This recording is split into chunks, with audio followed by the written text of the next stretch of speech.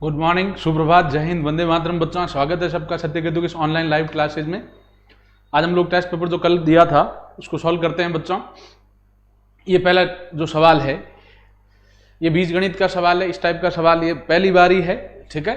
कई सवाल जब मैं टेस्ट पेपर बनाता हूँ तो कुछ ऐसे सवाल जो मैंने आपको अभी तक नहीं कराए लेकिन वो मुझे इंपॉर्टेंट और अच्छे लगते हैं तो उन सवालों को भी मैं टेस्ट पेपर में ऐड कर लेता हूँ ताकि आप उनको अब सीख सकें, ठीक है। इस टाइप के सवालों में एक ट्रिक याद रखना है बच्चों। इस टाइप के जो सवाल है इसमें ट्रिक याद रखना है कि जो अंदर वाली संख्या है, अंदर वाली संख्या जैसे क्या है 14√3, इसमें 2 का भाग दो तो 2 का भाग 14 में दोगे तो आ जाएगा 7√3। तो इसको लिख दो 7 प्लस √3, ये आंसर। ट्रिक याद रखना कि भैया 14√3 है अंदर, इसमें अंदर वाली संख्या हम 2 का भाग दो तो 2 का भाग 14 में दिया 7 आएगा, 7√3 हो जाएगा। 7√3 को क्या लिख दो 7 प्लस √3, ठीक है। ये ट्रिक याद रखें आप इस टाइप के सवाल।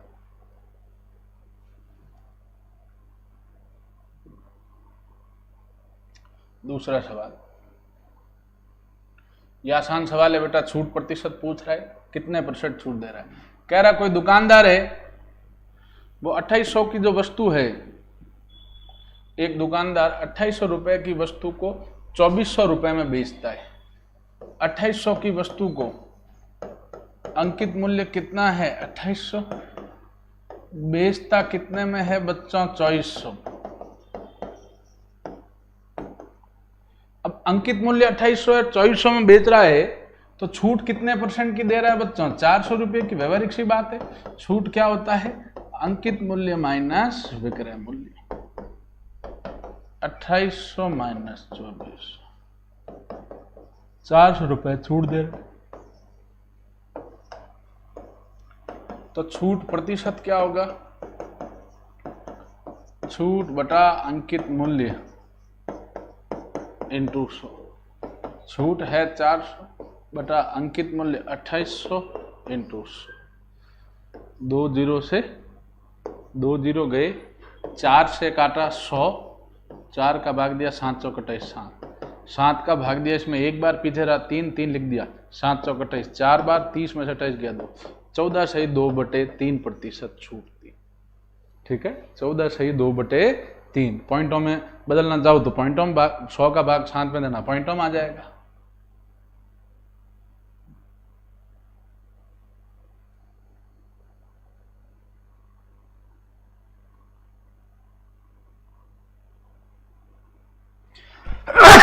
सॉरी बच्चों। अब ये प्रश्न है, ये भी नए टाइप का सवाल है। ये प्रश्न भी आपको मैंने अभी तक क्लासरूम में नहीं कराया, ये अभी अलग टाइप का सवाल है। तो कुछ अच्छे सवाल जो बाद में भी नजर आ जाते हैं तो वो टेस्ट पेपर में दे देता हूं। तो क्योंकि अपना अल्टीमेट उद्देश्य टेस्ट पेपर करने का उद्देश्य क्या है कि भैया हम सवालों को समझ सके, हम सवालों को समझ सकें। कह रहा 1200 रुपए की राशि, मूलधन 1200, 4 वर्ष, समय 4 वर्ष का मिश्रधन 1440 है, ठीक है। यदि ब्याज की दर में 3% की वृद्धि करें तो बताओ अब मिश्रधन क्या होगा, ठीक है। तो पहले तो आप देखें पहली लाइन से तो पहले दर निकाल लें भैया। मूलधन कितना है सुनिएगा, जो मूलधन है, ठीक है, वो है 1200, समय 4। अब मिश्रधन क्या होगा सुनना। तो इसमें सीधा ही एक चीज करें, दर में 3% की वृद्धि कर रहा है ना, ये यहां ध्यान दें बच्चों, दर में कितने % की वृद्धि कर रहा है 3% की वृद्धि कर रहा है। तो सीधा ही इसमें हम लोग अगर 3% वृद्धि करेंगे तो हम सीधा लिख सकते हैं कि भैया ब्याज में वृद्धि कितनी होगी। सीधा ही दर में 3% की वृद्धि कर रहा है तो ब्याज में वृद्धि कितनी होगी, जो ब्याज की दर कितने % बढ़ेगी वो ले लेना सीधा। मूलधन 1200 इंटू समय 4 इंटू दर में 3% की वृद्धि कर रहा है 3/100, ब्याज, ये ब्याज नहीं निकाल रहा हूं मैं, ब्याज में वृद्धि कितनी हुई वो निकाल रहा हूं। मूलधन 1200,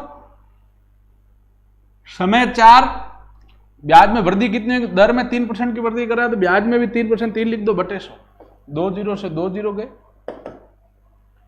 12 चौक 48, 48 इंटू 3 144 रुपए, इतना ब्याज बढ़ जाएगा। तो नया मिश्रधन क्या होगा भाई, इतनी ब्याज में बढ़ोतरी हुई है ना, तो जो मिश्रधन पुराना 1440 है, नया मिश्रधन क्या होगा, इसमें 144 हम जोड़ देंगे तो 4 8 5 1 1584 रुपए। ठीक है कि भैया ब्याज दर में कितने % की वृद्धि कर रहा है, 3% की। दर में कितने प्रतिशत की वृद्धि कर रहा है बच्चों, 3% की।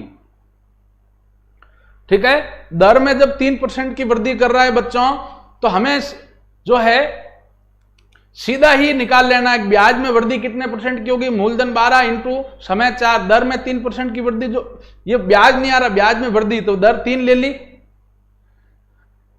बटा 100, 144 वृद्धि आ गई ब्याज में। तो पहले मिश्रधन 1440 था, इससे और अब ज्यादा कितना है 144, तो 1584 आ गया बच्चों। ठीक है, बिल्कुल सही जवाब है, रंजीत सिंह ने जवाब भी दिया है, बहुत बढ़िया बेटा, शाबाश।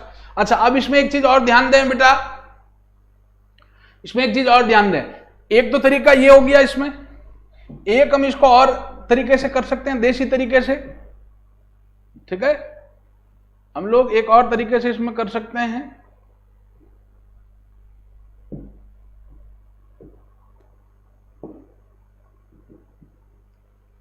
कि भैया हमें मूलधन कितना दिया है 1200,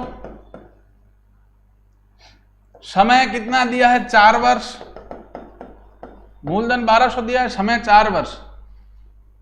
चलो मिश्रधन ले लो पहले, मूलधन 1200, मिश्रधन 1440, तो ब्याज कितना दिया बच्चों, ब्याज क्या होता है, मिश्रधन माइनस मूलधन, मिश्रधन 1440 माइनस मूलधन 1200, ब्याज हो गया 240 रुपए, मूलधन 1200 है, समय अपने दे रखा है 4 वर्ष, दर पूछी हमें, तो भैया हम साधारण ब्याज के सूत्र से यहां से क्या निकाल लेंगे, दर। साधारण ब्याज का जो सूत्र है वो क्या होता है बच्चों, मूलधन इंटू दर इंटू समय बटा 100।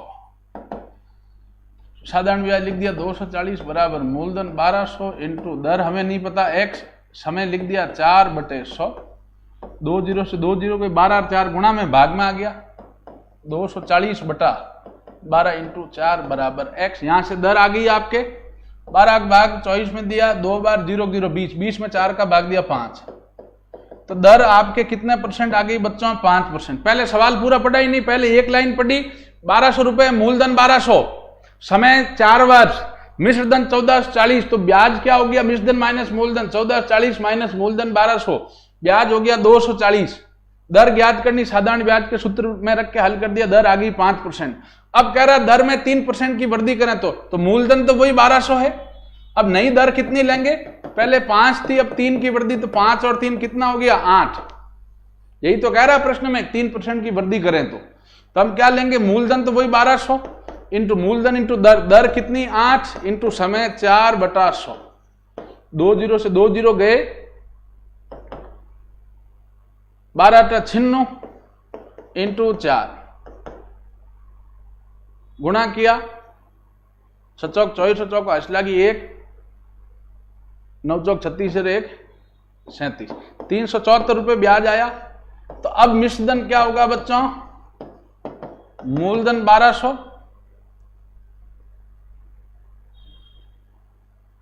384 आएगा, 1200 मूलधन प्लस ब्याज 384, 1584 रुपए आपका मिश्रधन आ रहा है कि नहीं आ रहा है बच्चों।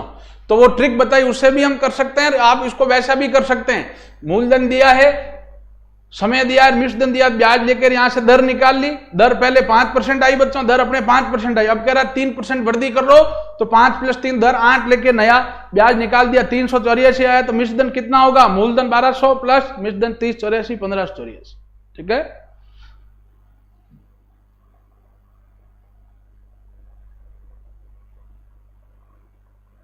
अब ये सवाल है, आसान है। कोई राशि चक्रवृद्धि ब्याज की दर से 5 वर्ष में दुगनी हो जाती है, तो बताओ कितने वर्ष में वह 8 गुनी हो जाएगी।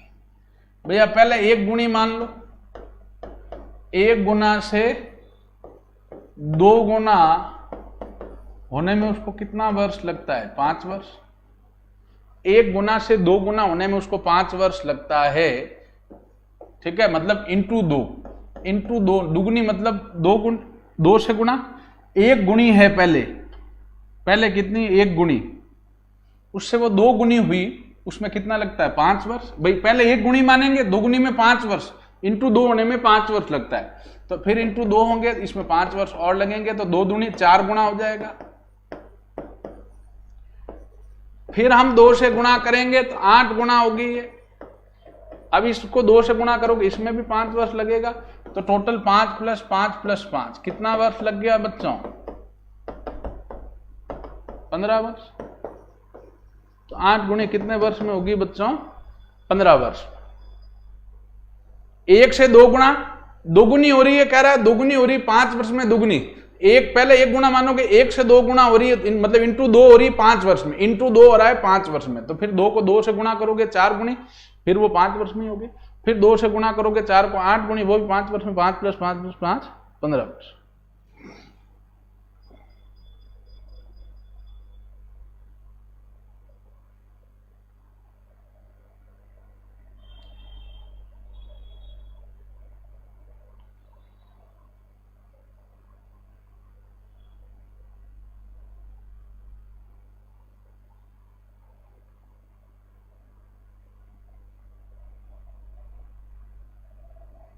अच्छा, ये सवाल थोड़ा अलग ही दे दिया इसने।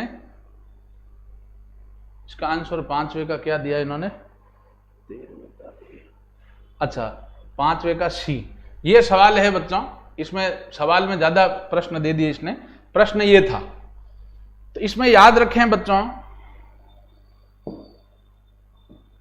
ये पॉइंट याद रखें।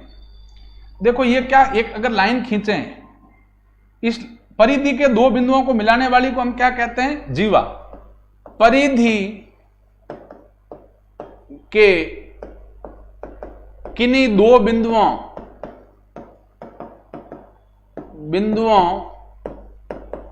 को मिलाने वाली रेखा को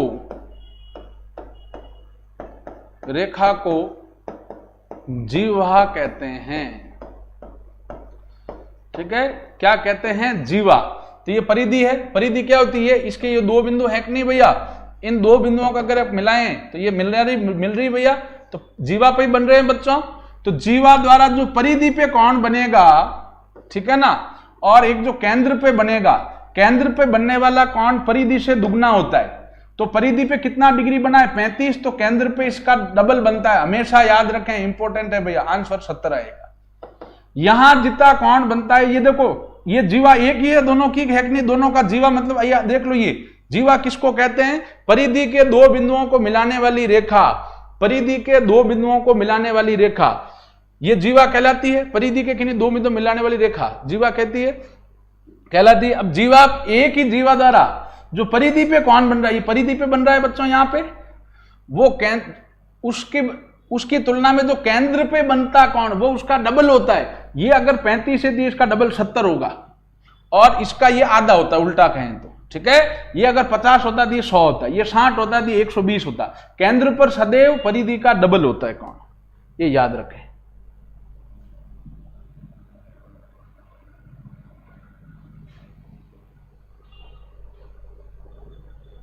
ठीक है, ये हो ही गया आपने।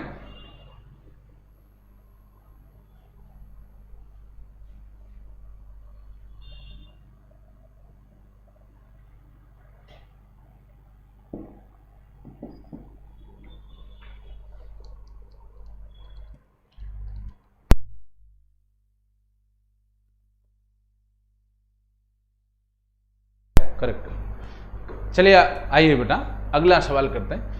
कह रहा है एक मीनार, हमें सीधा समकोण त्रिभुज बना देना है बच्चों। कह रहा है एक मीनार के पास यानी पांव से 50 मीटर की दूरी पर, 50 मीटर दूर है ये, ये बिंदु, यहां से जो ये शिखर है मीनार का, शिखर मतलब चोटी, इसका उन्नयन कोण थीटा कितने डिग्री है? 60 डिग्री। ये मीनार है बच्चों, बिल्डिंग है, ये बच्चों मीनार है। मीनार के पास से यानी पांव से 50 मीटर की दूरी पर, ये दूरी कितनी? 50 मीटर की दूरी पर बिंदु से शिखर को देखते हैं, 60 डिग्री का कोण बनता है। तो मीनार की ऊंचाई ज्ञात करो। बच्चों हमें दिया क्या है? आधार, और पूछ क्या रहा है? लंब। तो आप बताएं लंब और आधार का अनुपात कौन सा अनुपात बताता है बच्चों? tan theta. ये याद होना चाहिए बेटा, मैंने बताया हुआ है। tan थीटा बराबर होता है L/A, मतलब लंब बटा आधार। tan थीटा बराबर होता है L/A, लंब बटा आधार। tan का tan, थीटा कितना हुआ? 60 डिग्री। लंब हमें ज्ञात करना है, लंब ये मीनार की ऊंचाई x मान ली इसको, आधार कितना दिया हुआ? 50। tan 60 कितना लिखेंगे? √3 बटे में कुछ नहीं तो 1 बराबर x बटे 50। ये वज्र गुणा हो जाएगा भैया, x इंटू 1 बराबर 50 इंटू √3, x बराबर कितना आ जाएगा बच्चों? 50√3 मीटर। x बराबर कितना आ जाएगा भैया? 50√3 मीटर। ठीक है।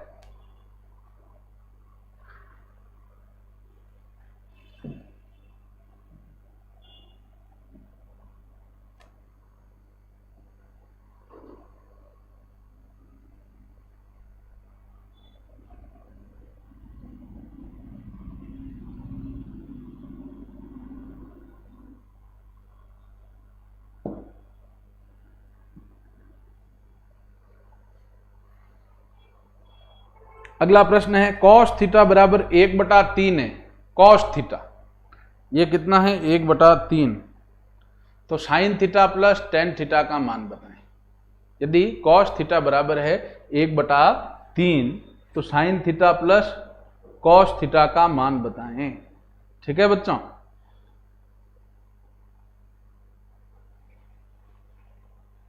बोर्ड पे ध्यान दें भैया, हम समकोण त्रिभुज बनाएंगे।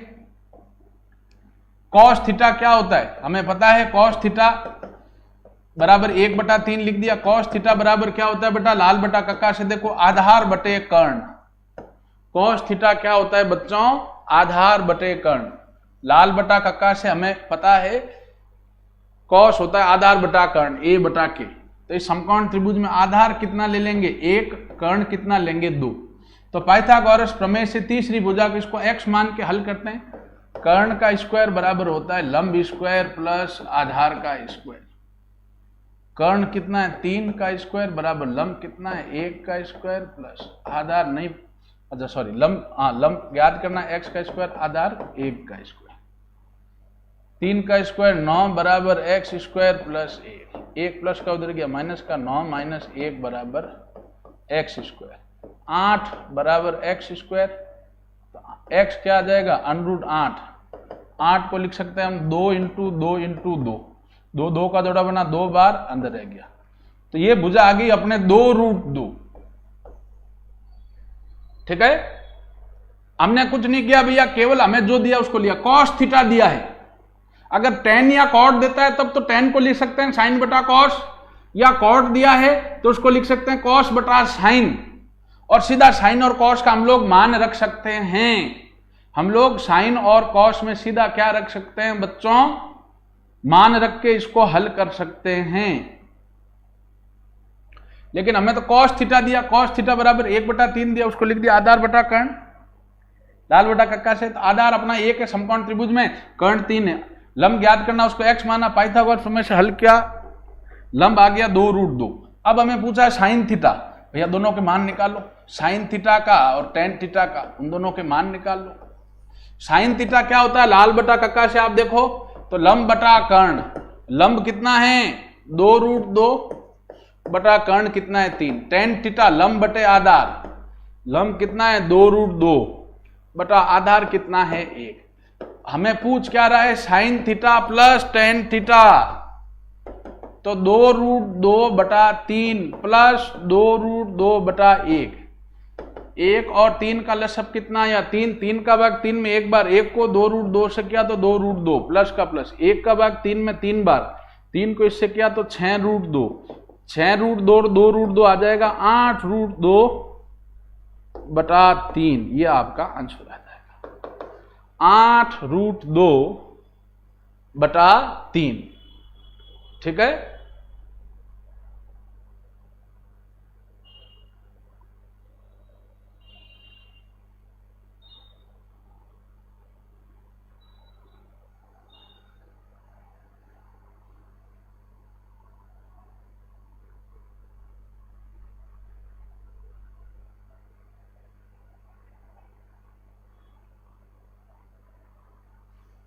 चलिए इससे आगे बढ़ते हैं बेटा।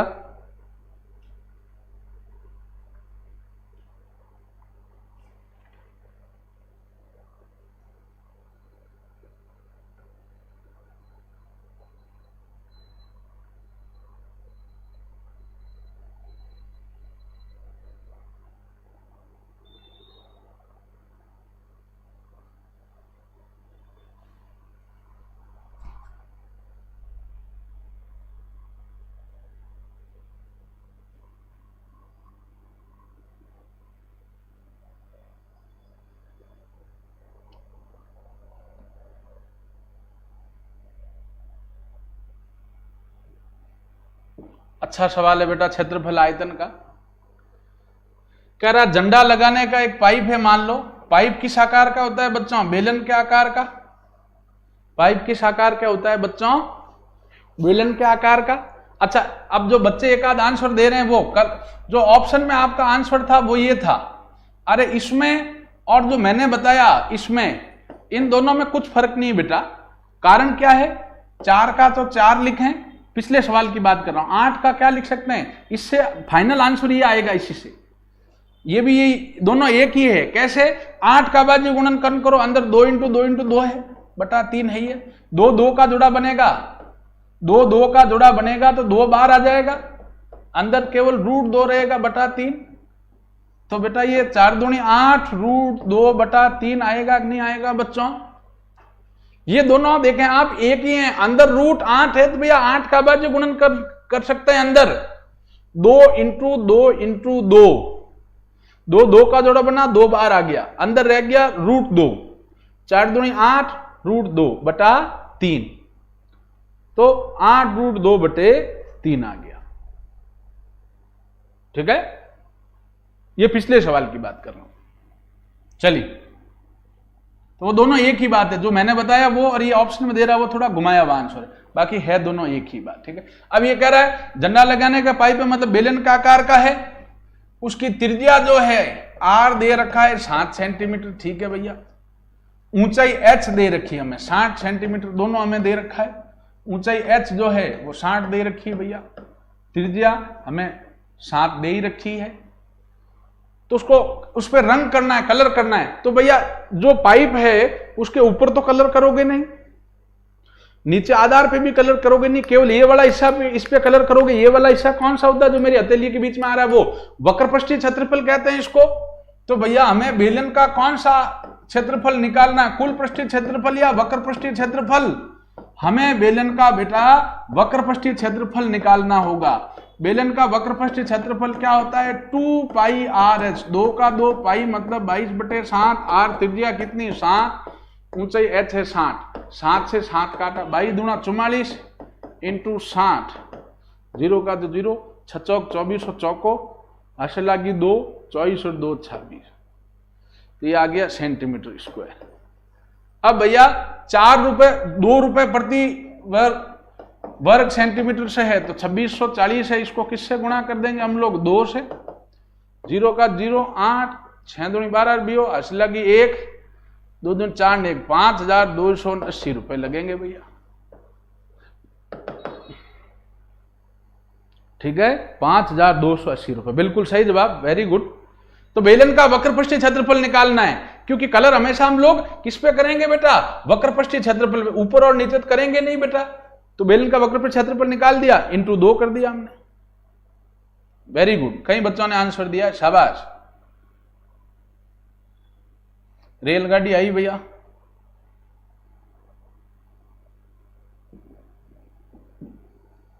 एक रेलगाड़ी 54 किलोमीटर प्रति घंटे की चाल से जा रही है। चाल क्या है? 54 किलोमीटर प्रति घंटे। वह 250 मीटर लंबी सुरंग को 30 सेकंड में पार करती, तो रेलगाड़ी की लंबाई क्या है? बेटा जो चीज पूछी जाती है उसको हम x मानते हैं। रेलगाड़ी की लंबाई को हमने क्या मान लिया? x। जो चीज हमें पूछी जाती है बच्चों उसको x मानते हैं। कह रहा रेलगाड़ी की लंबाई क्या है, तो हमने कहा भैया माना रेलगाड़ी की लंबाई बराबर है x मीटर। तो दूरी क्या होगी बच्चों? रेलगाड़ी प्लस सुरंग दे रखी है, रेलगाड़ी प्लस सुरंग की लंबाई, दूरी बराबर क्या होगी? रेलगाड़ी प्लस सुरंग की लंबाई। तो दूरी वो कितनी हो जाएगी भैया? रेलगाड़ी की तो दे रखी 250, सुरंग की कितनी दे रखी? x, तो 250 प्लस x मीटर, ये दूरी हो गई। अब चाल हमें दे रखी बच्चों 54 किलोमीटर प्रति घंटा, इसको मीटर प्रति सेकंड बदलना है। 54 को किससे गुणा करेंगे भैया? 5/18 से, 18 कम 18, 18 या 54 आ गया, 5 3 15 मीटर प्रति सेकंड। और समय कितना सेकंड दिया? कितने सेकंड पार कर रही है भैया? 30 सेकंड में। ठीक है, तो दूरी बराबर क्या होता है बच्चों? चाल इंटू समय। दूरी बराबर क्या होता है? चाल इंटू समय। दूरी कितनी है? 250 प्लस x बराबर चाल कितनी है? 15, समय कितना है? 30, तो 250 प्लस x बराबर 15 3 45, 450। तो x आ गया 450 माइनस 250, x आ गया आपके 200 मीटर। ट्रेन की लंबाई कितनी आ गई बच्चों? 200 मीटर। जो चीज पूछी जाती है उसको x मानते, रेलगाड़ी की लंबाई पूछी उसको x मान लिया। दूरी क्या होगी? मैंने बताया दूरी मीटर में दे रखी होती, एक होती तो एक लेते, दो है तो दोनों की जोड़। सुरंग की लंबाई 250 प्लस प्लेटफॉर्म अपना रेलगाड़ी की लंबाई x, चाल है 54 किलोमीटर प्रति घंटा, इसको 5/18 से गुणा करेंगे तो आ जाएगा 15 मीटर प्रति सेकंड। समय 30 सेकंड दिया हुआ है। दूरी क्या होती है भैया?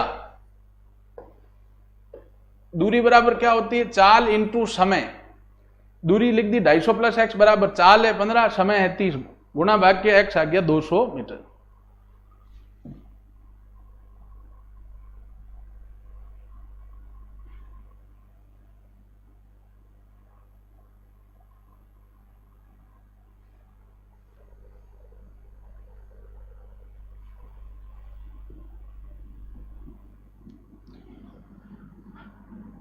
अभी अलग टाइप का प्रश्न है बच्चों,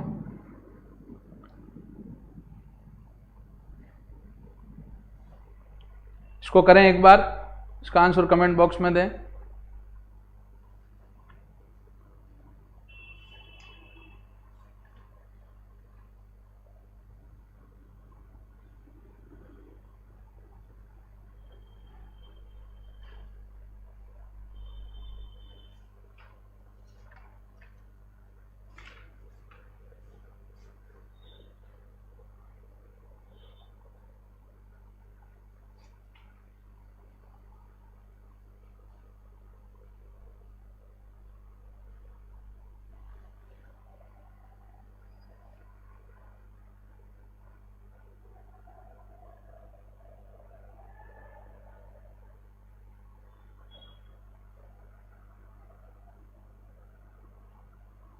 आवाज नहीं करें, इसको करें बेटा। एक बस बिना रुके अगर चलती है, अलग टाइप का सवाल है, 90 किलोमीटर प्रति घंटे से।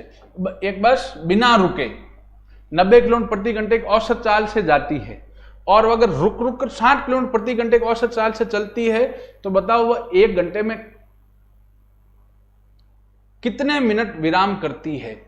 प्रश्न पढ़ें, समझें इसको। एक बस बिना रुके 90 किलोमीटर प्रति घंटे की औसत चाल से जाती है, और वह रुक रुक कर 60 किलोमीटर प्रति घंटे की औसत चाल से चलती है, तो बताओ वह 1 घंटे में कितने मिनट विराम करती है? ठीक है, तो इसका सीधा ट्रिक है बेटा, विरामों की जो संख्या है, इस टाइप का जो सवाल है इसमें सीधा एक ट्रिक याद रखें, चालों का जो अंतर है, चालों का अंतर बटा जो बिना रुके चाल है, जो बड़ी वाली बिना रुके जो चाल है, इंटू 60।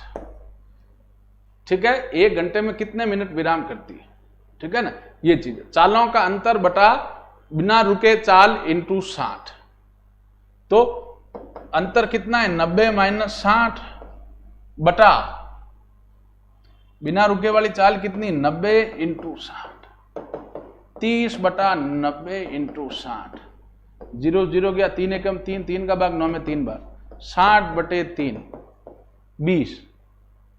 कितने मिनट आराम करती है भैया वो, 20 मिनट। समझ आ गई बात, ये कितने मिनट आराम करते हैं वो, 20 मिनट। ठीक है, चलिए अब अगला सवाल चलते हैं बच्चों।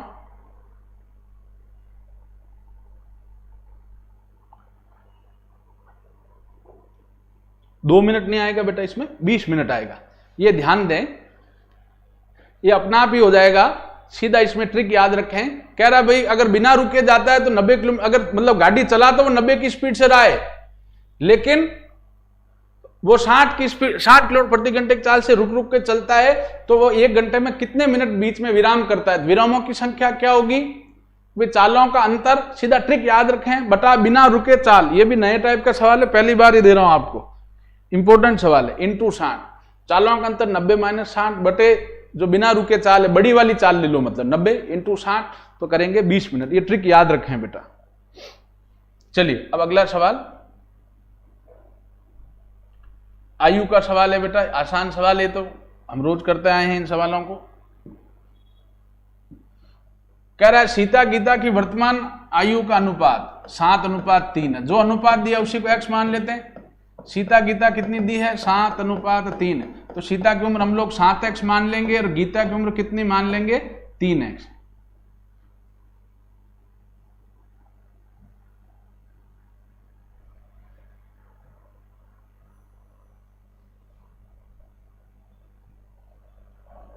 गीता की उम्र हमने 3x, जो अनुपात दिया वही मानते हैं। सीता और गीता की वर्तमान आयु का अनुपात 7:3 है, सीता का आयु 7x, गीता का आयु 3x मान ली बच्चों।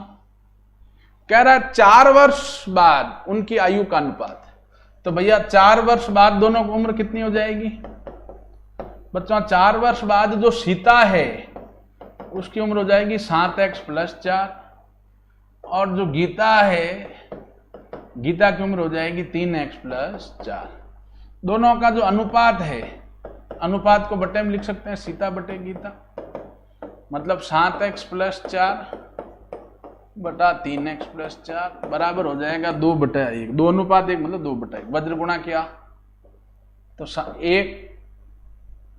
1 इंटू 7x + 4 बराबर 2 इंटू 3x + 4। 7x + 4 बराबर 6x + 8। 7x - 6x बराबर 8 - 4। 7x में से 6x गया, x बराबर 4 आ गया। x जब 4 आया तो सीता की उम्र कितनी होगी, 7x। 7 इंटू 4 28, और गीता की उम्र कितनी होगी, 3x। 3 इंटू 4 12। ठीक है,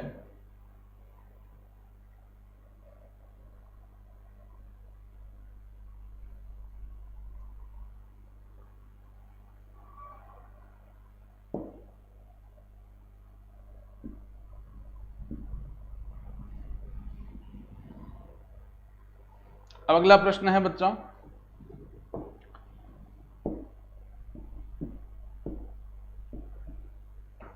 कह रहा है रहीम, करीम व सलीम तीनों किसी काम को 4 दिन में कर सकते हैं। रहीम, करीम और सलीम किसी काम को कितने दिन में कर सकते हैं, 4 दिन में। यदि रहीम और सलीम उसे 12 व 15 दिन में करते हैं, तो अकेला करीम उसे कितने दिन में करेगा। तो भैया आसान सा है, करीम का 1 दिन का कार्य क्या आ जाएगा बच्चों, करीम का 1 दिन का कार्य क्या आ जाएगा कि तीनों का एक दिन का जो कार्य है तीनों का, उसमें से अगर मैं रहीम और सलीम का एक दिन का कार्य घटाऊं, रहीम व सलीम का एक दिन का कार्य घटाऊं मैं, भैया करीम का एक दिन का कार्य क्या होगा? व्यवहारिक समझें कि भाई रहीम, करीम और सलीम तीनों का जो एक दिन का कार्य है, इसमें से अगर मैं रहीम और सलीम का कार्य घटाऊं तो करीम का एक दिन का कार्य आ जाएगा बच्चों। तो तीनों का एक दिन का कार्य कितना है? 1/4। इसमें से क्या घटाऊंगा? रहीम व करीम का एक दिन का कार्य, रहीम और करीम का एक दिन का कार्य कितना? 1/12 प्लस 1/15 कर लेंगे। भाई रहीम कितने दिन में करता है? 12 दिन में, तो एक दिन का कार्य 1/12। सलीम कितने दिन में कर रहा है? 15 दिन में, तो एक दिन का कार्य 1/15। तो तीनों का एक दिन का कार्य है 1/4। उसमें से सलीम प्लस रहीम प्लस सलीम का एक दिन का कार्य घटा देंगे, रहीम प्लस सलीम का कार्य 1/12 प्लस 1/15 घटा दिया, 1/4। अंदर प्लस है, बाहर माइनस है, तो दोनों माइनस की जाए, -1/12 -1/15। लसअप लिया, 4 12 15 का 60 आया, 4 का भाग इसमें दिया 15 बार 15, माइनस 12 का भाग इसमें बाहर पड़े 8, माइनस का 5, 12 15 ये 4, 6/60, ठीक है ना, मतलब 1/10। तो इसका मतलब कुल कितना समय लगेगा भैया करीम द्वारा? 10 दिन। आंसर कितना आ गया बच्चों? 10 दिन। तो करीम का एक दिन का कार्य क्या होगा कि तीनों के एक दिन के कार्य में से रहीम व सलीम का कार्य घटा दो, अपना आप करीम का कार्य आ जाएगा। तो तीनों का एक दिन कार्य 1/4 माइनस कर दिया, रहीम व सलीम का एक दिन का कार्य जोड़ दिया, और इसमें से अब बाहर माइनस से दोनों प्लस के माइनस माइनस हो गए, हल कर लिया।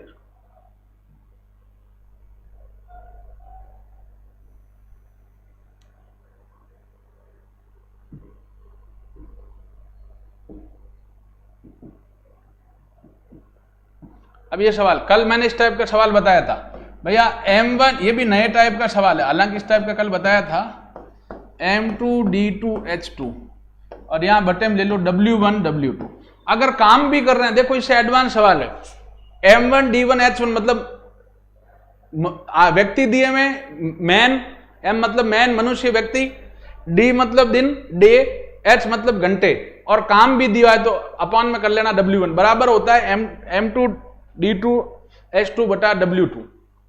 200 अध्यापक तो 200 इंटू दिन 15 तो 15, घंटे 8 तो 8 बटा 100 कॉपियां चेक करते हैं तो बटा 100 बराबर, तो 500 अध्यापक तो 500, दिन पूछा नहीं पता तो x, घंटे पूछा तो 6, काम तो 200। x का मान निकालना, ले जाओ सबको उधर, केवल x रखो इधर, तो 200 इंटू 15 इंटू 8 इंटू 200, 200 गुणा में चला जाएगा, बटे में 100 है ही है, और ये 500 और 6 जो है वो भाग में आ गया, इधर केवल x रहेगा। भैया M1D1H1 बटा W1, अगर काम भी दिया, जैसे 100 कॉपियां दी है ना, और फिर पूछ रहा 200 कॉपियां दे, काम है ना, तो W1 W2, W1 की जगह 100, W2 की जगह 200, काटो इसको, 2 0 से 2 0 गए, इन 2 0 से ये 2 0 गए, 3 से काटा 5, 3 से काटा 2, 2 से 2 कट गया, ये आ गया 2 इंटू 5 10, 10 इंटू 8, अच्छा ये 5 है ना, इस 5 से ये 5 कट गया, तो आ गया 8 दूनी 16, ठीक है ना। तो कितने दिन में करेंगे भैया? 16 दिन में। x कितना आ गया भैया? 16 दिन। कितने दिन में करेंगे? 16 दिन में, ठीक है।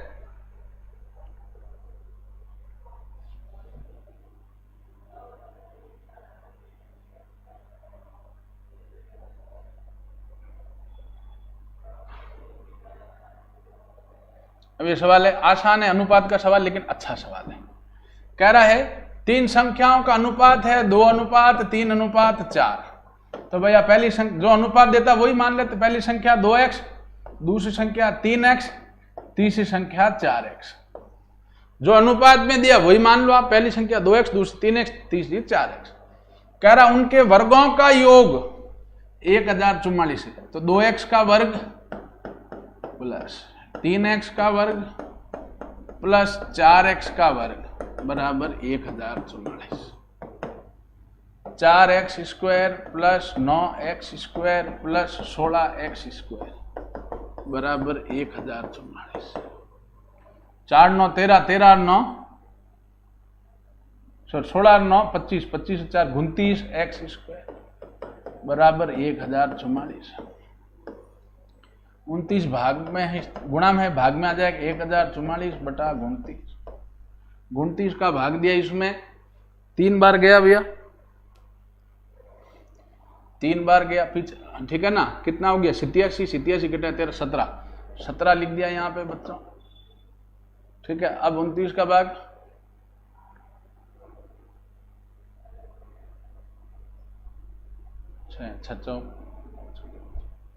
6 बार जा सकता है। देखो 6 से गुणा करो, 9 छंगा 24 चौक 8 लागी 5, 6 दूनी 12 रही, बिल्कुल 6 बार जा रहा है बच्चों, ठीक है ना। तो ये कितना हो गया 36। एक्स स्क्वायर कितना आया बच्चों 36, तो एक्स कितना आ जाएगा 6। एक्स कितना आया 6। हमें पूछा पहली संख्या क्या है, तो पहली संख्या हमने कितनी मानी है बच्चों 2x। पहली संख्या हमने मानी है 2x, तो 2 × x 6 बराबर उत्तर कितना आ गया 12। ध्यान दें, अनुपात दिया मैं 2 अनुपात 3 अनुपात 4, पहली संख्या 2x, दूसरी 3x, तीसरी 4x मान ली। कह रहा तीनों का वर्गों का योग तो 2x² plus 3x² plus 4x² बराबर 1044। सबका वर्ग कर दिया बराबर 1044, जोड़ लिया 29x² बराबर 1044। 29 गुणा भाग में आया 36 आ गया, x² 36 से x 6 आया, पहली संख्या 2x मानी तो 2 × 6 12।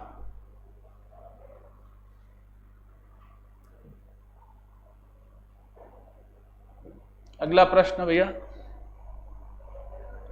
इस टाइप का सवाल, मैंने ये सवाल तो आपको करवा दिया है बट फिर भी इसको कर लेते हैं। कह रहा राम, श्याम और मोहन ने क्रमशः, भैया राम ने कितना पैसा लगाया है 2500, श्याम ने कितना लगाया है बच्चों 2800, और मोहन ने कितना लगाया बच्चों 3200। राम, श्याम और मोहन ने कैसा लगाया 2500, 2800, 3200, और वर्ष के अंत में लाभ कितना हुआ है 5950 का। तो प्रत्येक का लाभांश क्या है, ठीक है।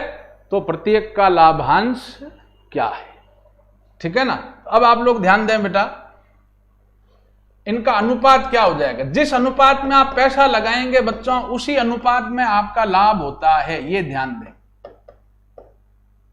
जिस अनुपात में आप पैसा लगाएंगे उसी अनुपात में आपको लाभ या हानि होता है। तो ये 2 जीरो इसमें भी, 2 जीरो इसमें भी, 2 जीरो इसमें उड़ा दो, तो अनुपात क्या हो गया 25 अनुपात 28 अनुपात 32।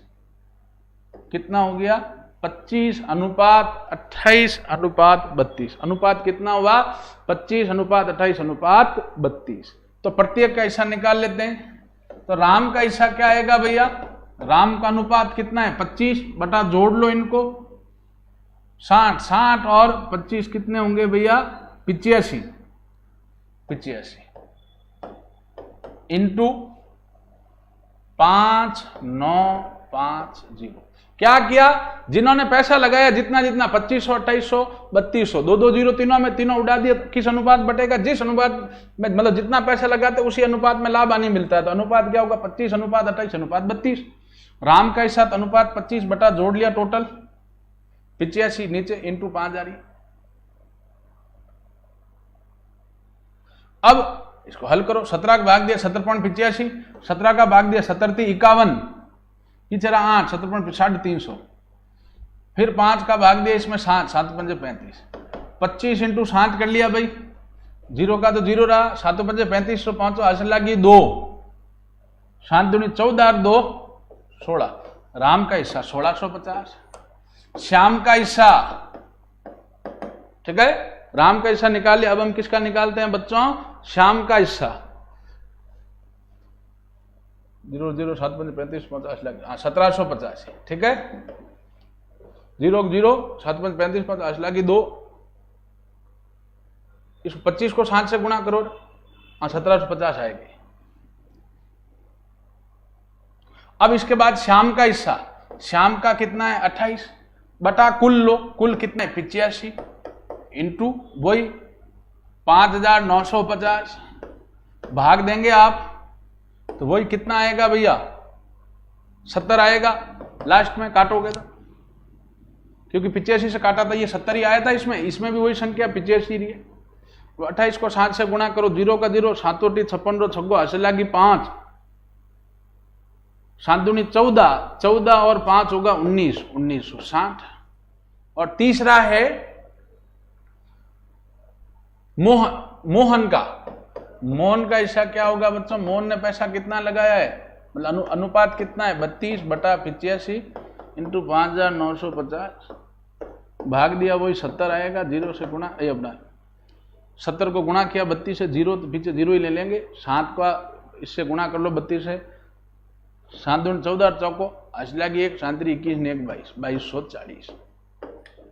ये पैसा भैया अपने टोटल हो जाएगा। कई बच्चों ने आंसर दिया है, वेरी गुड बेटा, आसान लेकिन अच्छा सवाल था।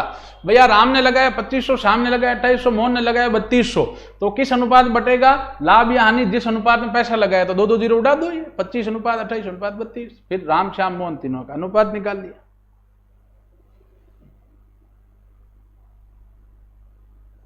रीजनिंग के सवाल,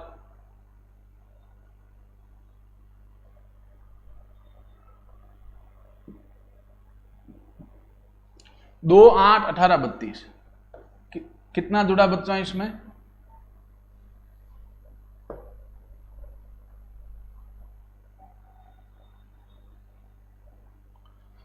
6 जुड़ा, फिर इसमें 10 जुड़ा, इसमें 14 जुड़ा, तो हर बार 4 बढ़ रहा है। इसमें जो जुड़ रहा है ना वो 4 बढ़ रहा है, तो 14 + 4 अब की कितना जुड़ेगा बच्चों? 18, तो 32 + 18 आंसर कितना आ जाएगा? 50। पहले 6 जुड़ा, फिर 10, फिर 14, तो अब कितना जुड़ेगा? 18, क्योंकि 4 बढ़ रहा है हर बार जुड़ने वाली संख्या, तो 32 + 18 50 आ जाएगा।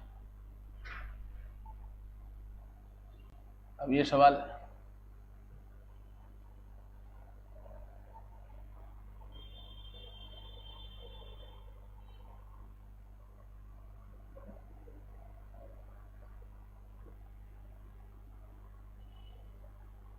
अब ये प्रश्न है, इसका आंसर बताएं भैया।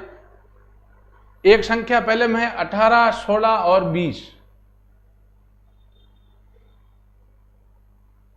एक है 20, 18, 22, एक है 9, 8 और ये प्रश्नवाचक चिन्ह पूछा है दिया हुआ में, ठीक है।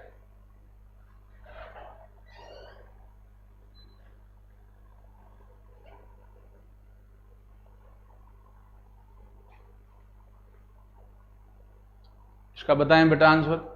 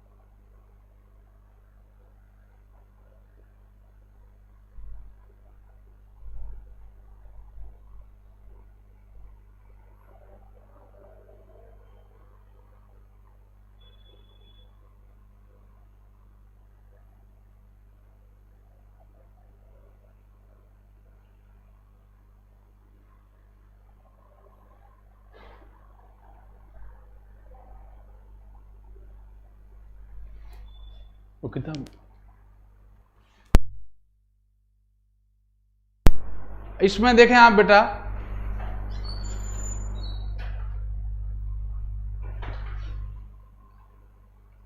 यहां 2-2 का अंतर है, इनमें भी पहले में भी 2-2 का अंतर है, इसमें भी दूसरे का अंतर, मतलब 2-2 का अंतर है, ठीक है। कि भाई 16, 18, 20, यहां 18, 20, 22, यूं अगर अंदाज से देखें तो 9, 8, 7 ये लग रहा है, लेकिन ये ज्यादा सही भी नहीं लग रहा, क्योंकि वहां 2-2 का अंतर है, यहां 1-1 का अंतर है। पॉइंट समझ रहे हैं? लेकिन हम अगर करीबी रूप से देखें तो इसका आंसर हमें 7 लग रहा है। ठीक है, और या एक जो बच्चा बता रहा है उसको हम देखते हैं कि भाई लेकिन इसमें नहीं आएगा बेटा।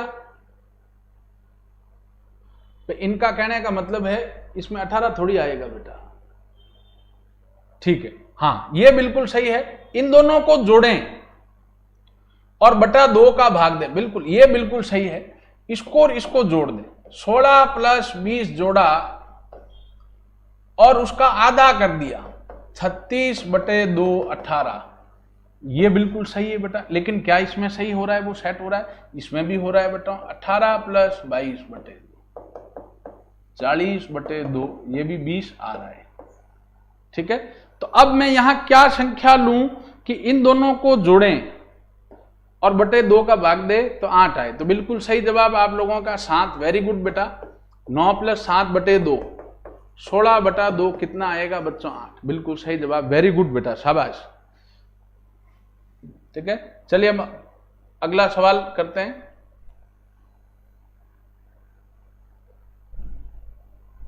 अब इसमें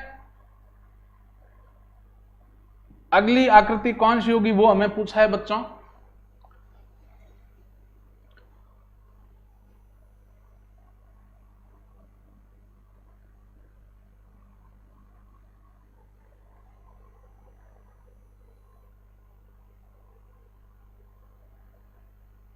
भैया ये जो त्रिभुज है ये नीचे आके और कलर भर दिया इसने, तो ये जो है ये नीचे आएगा यहां और इसका कलर पूरा भर दिया जाएगा। पहली बात तो ये एक पॉइंट तो हमें ये समझ में आ गया। ठीक है, दूसरा, अब ये जो नीचे वाली संख्या है ये बीच में जाएगी और उल्टा होगा। नीचे वाली संख्या देखो, तीर है वो बीच में गया और उल्टा हुआ, तो m है जो बीच में जाके उल्टा होगा, तो m क्या हो जाएगा भैया? इस तरीके से। तो आप देख सकते हैं इसमें कौन सा आंसर है भैया? ये वाला, A फॉर एप्पल।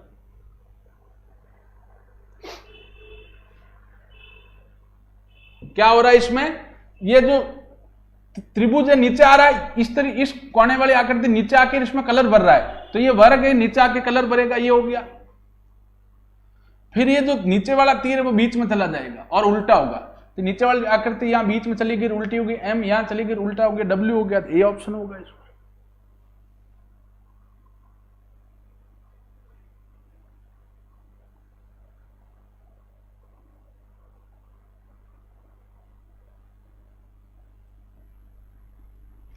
अब इसमें कह रहा कौन सी आकृति भिन्न है?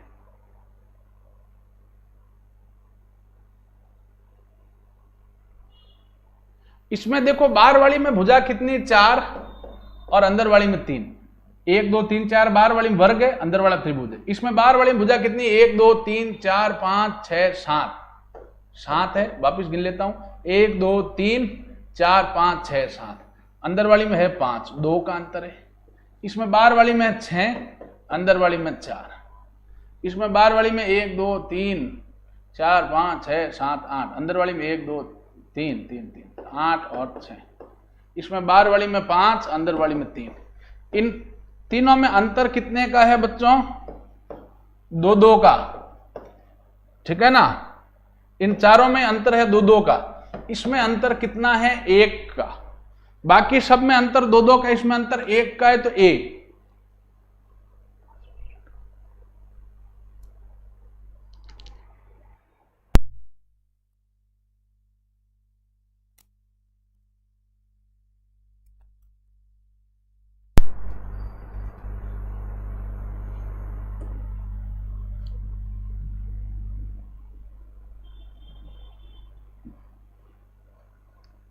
अब रक्त संबंध का एक सवाल है। कह रहा है महिला की ओर इशारा करते हुए व्यक्ति बोला, महिला की ओर इशारा करते हुए व्यक्ति बोला कि इसके एकमात्र भाई का पुत्र जो महिला है, महिला का जो भाई है, इकलौता भाई, एक व्यक्ति ने बोला कि महिला का जो एकमात्र भाई है उसका जो पुत्र है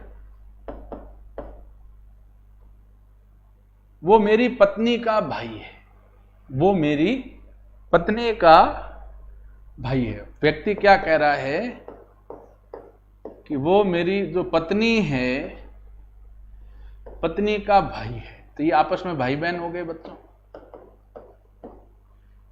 ये वो व्यक्ति है, ये वो महिला है, ठीक है ना।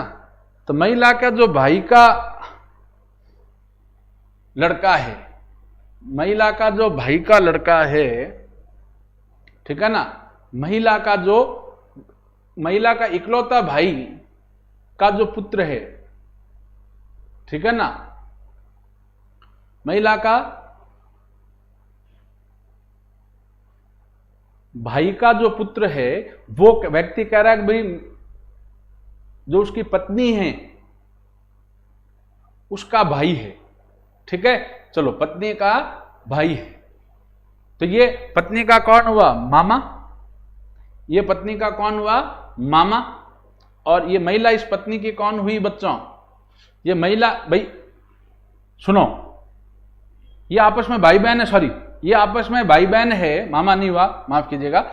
ये पत्नी और ये जो पुत्र है ये दोनों आपस में भाई बहन है, आपस में भाई बहन है बच्चों। तो इकलौता भाई इसका भी क्या होगा? पिता। अब ये इसका पिता है तो ये इसकी क्या होगी? पत्नी। इसके पिता की पत्नी, महिला के पिता की पत्नी इस व्यक्ति की क्या लगेगी भैया? सास, ठीक है ना। ये क्या लगेगी? सास। लेकिन हमें पूछ रहा है व्यक्ति का, पहले किसका नाम दिया है? व्यक्ति का। हमें तो इसका सवाल का जवाब क्या होगा बच्चों कि व्यक्ति का महिला से क्या संबंध है? तो व्यक्ति क्या हो जाएगा भैया? जमाई।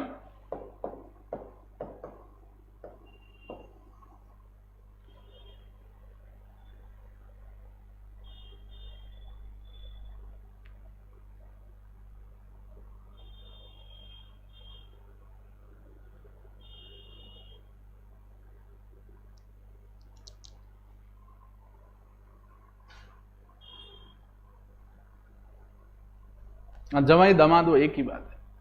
चलिए, आज की क्लास यहीं तक बच्चों। धन्यवाद हमसे जुड़ने के लिए। टेलीग्राम चैनल पे पीडीएफ भेजी जाएगी बच्चों, उनको आप जरूर पढ़ें। टेस्ट डेली आपको लिए अपलोड कर रहे हैं, उन टेस्टों को आप लोग जरूर हल करें बच्चों, ठीक है। अच्छा, इसके अलावा एक चीज मैं आपसे और आग्रह करूंगा भैया कि 15 मिनट के ब्रेक के बाद वापस जीके और साइंस का टेस्ट पेपर भी हम लोग हल करवा रहे हैं। उस टेस्ट पेपर के बहाने आपको एक सवाल से संबंधित जुड़ी 4-5 जानकारियां और इंपॉर्टेंट आपको शेयर करेंगे, उनको भी आप पढ़ें, ठीक है ना। आधा घंटे का टाइम है, वो भी आप जरूर यूटिलाइज करें। और वापस जब भी टाइमिंग आएगा एग्जाम्स का, उस समय क्लास का टाइमिंग्स भी और बढ़ाया जाएगा आपके लिए, ठीक है। टेलीग्राम चैनल से जरूर जुड़ें। यूट्यूब चैनल सब्सक्राइब नहीं किया तो वो लाइक करें, शेयर करें, सब्सक्राइब करें, ठीक है, ये चीज। और ऐप डाउनलोड नहीं किया तो ऐप भी डाउनलोड करें। धन्यवाद।